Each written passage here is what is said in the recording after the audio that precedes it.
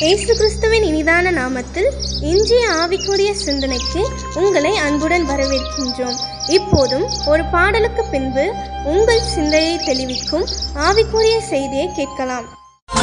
சமாதானம் என்னிலும் மகிழ்ச்சி என்றென்றும் ஜொலிக்க நம் அண்ணன் பிறந்தார்.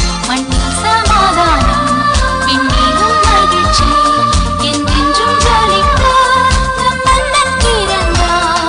பிறந்தார் பிறந்தார் கிறிஸ்து பிறந்தார்.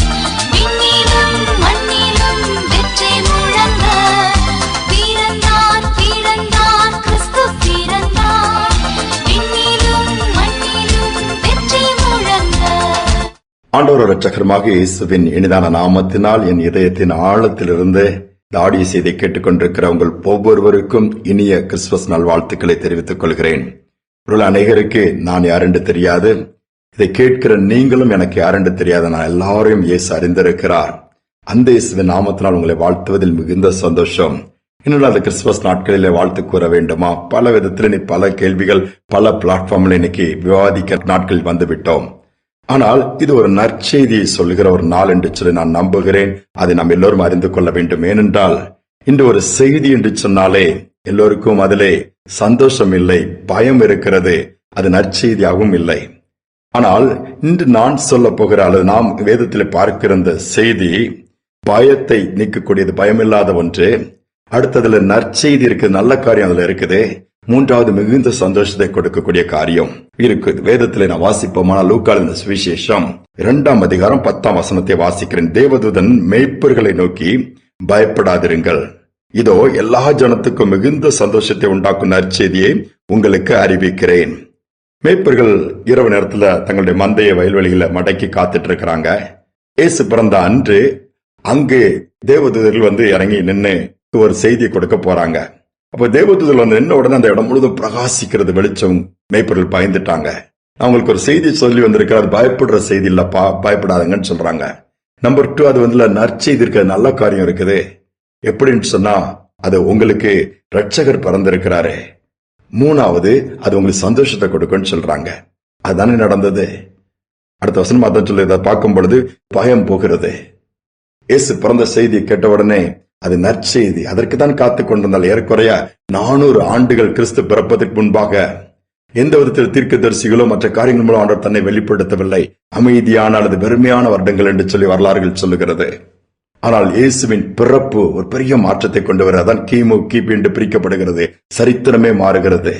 சத்திரத்தில் கூட அவருக்கு இடமில்லை, ஆனால் சரித்திரத்தை மாற்றுகிறார். இயேசுவின் பிறப்பதை செய்கிறது. கொஞ்சம் யோசித்து பாருங்களா. பார்க்கும் பொழுது இயேசுவின் பிறப்பை குறித்த செய்தி பயத்தை போக்குகிற செய்தியா இருக்கிறது.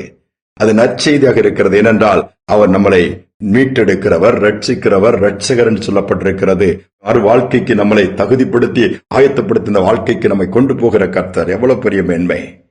அது மிகுந்த சந்தோஷத்தை கொண்டு வரக்கூடியதான். இந்த பூமியில எந்த ஒரு செய்தி இந்த 3 கொண்டு வரவே முடியாது.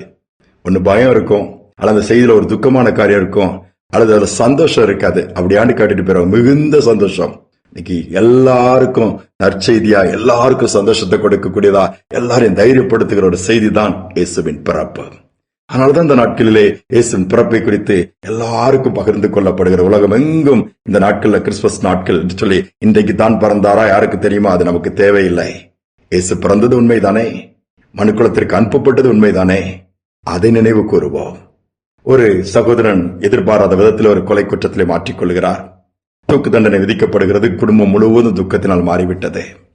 ஊர்ல உள்ளவங்களுக்கு ரொம்ப கஷ்டம். ஒண்ணுமே செய்ய மாட்டாரு, ஆனா கடைசியில பழி இவர் மேல விழுந்துட்டு, தப்பு பண்ணது இன்னொருத்தர், அவங்க எல்லாம் தப்பி வந்துட்டாங்க, இவர் மாட்டிட்டு இருக்கு, அதுவும் மரண தண்டனை ஆயிடுச்சுன்னு சொல்லி ஊரே கலங்கிட்டு தான் இருக்குது.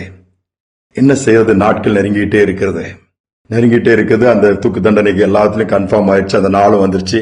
சில மணித்துளிகள் தான் இருக்குது. ஆனா திடீரென்று சொல்லி ஜனாதிபதி அவர்கள் ஒரு செய்தி வருகிறது, உடைய கருணை மனுவை நான் ஏற்றுக்கொள்ளுகிறோம், தூக்கு தண்டனை நிறுத்தி விடுங்கள் சொல்லி.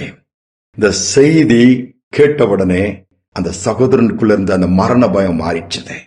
அந்த சகோதரனுக்குள்ள அது நற்செய்தியா இருந்துச்சு.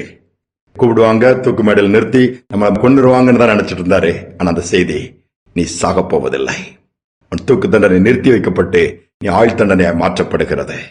அடுத்து மிகுந்த சந்தோஷத்தை, ஏன்னா ஜீவனே காப்பாற்றப்படுகிறது. அவருக்குத்தான் தெரியும் சாக போகிறவர்களுக்கு அந்த ஜீவனுடைய மேன்மை.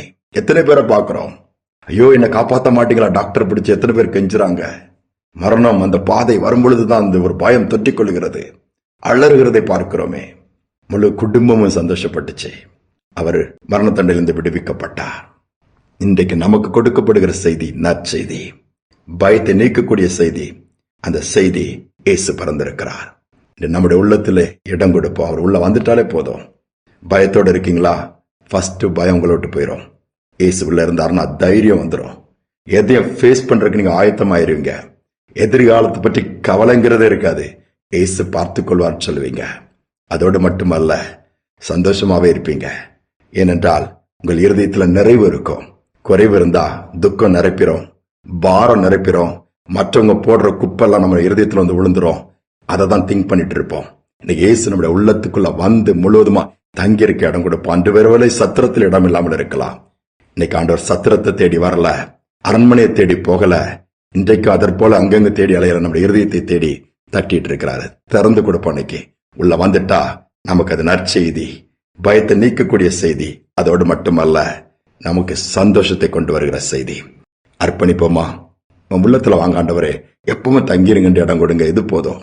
உள்ள வந்துட்டாலே குறைவானதெல்லாம் காணாமல் போய்விடும். ஜெபிப்புமா அன்பின் தகப்பனே, இந்த நாளில் அப்பா 2024 ஆண்டுகள் முன்பாக நீர் எங்களுக்காக மேன்மையை துறந்து பரலோகத்தை விட்டு இறங்கி மாம்சமும் ரத்தமும் உடைய மனிதனாய் அவதரித்ததை நாங்க நினைவு கூறுகிறோம்ப்பா.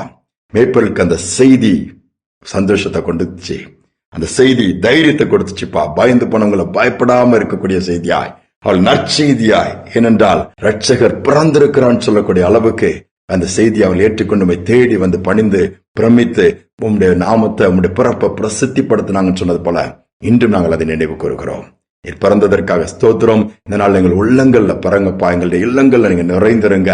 எங்கள் வாழ்க்கை முழுவதும் உடைய கரத்தில் நாங்கள் கொடுக்கிறோம்.